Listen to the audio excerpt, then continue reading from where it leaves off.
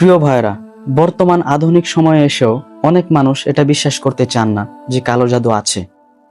100% sure যে কালো জাদু আছে, এটা আপনারা কোরআন এবং হাদিস ঘাটলেই বুঝতে পারবেন।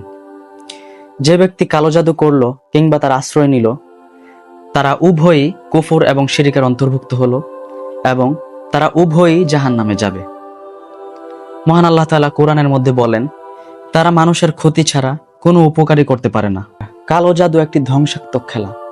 নিঃসন্দেহে এর দ্বারা জাহান্নামে জ্বলতে হবে। শুধু তাই নয়, কালো জাদুর মাধ্যমে মহান আল্লাহর সাথে শিরিক করা হয়। রাসূল সাল্লাল্লাহু আলাইহি সাল্লাম বলেন, 7টি ধ্বংসকারী জিনিস থেকে বাঁচো, তার মধ্যে একটি হলো জাদু করা। প্রিয় ভাইরা, চলুন কখনোই এমন মন্দ কাজ আমরা না করি। কালো জাদু অর্থাৎ যে সব জিনিস দ্বারা মহান আল্লাহর সাথে শিরিক করা হয়, ওই সমস্ত কাজ থেকে মহান আল্লাহ তাআলা আমাদের সকলকে হেফাজত করুন এবং সকল গুনাহের কাজ থেকে যেন আমরা বেঁচে থাকতে পারি। আল্লাহ আমাদের সকলকে তৌফিক দিন। আমিন।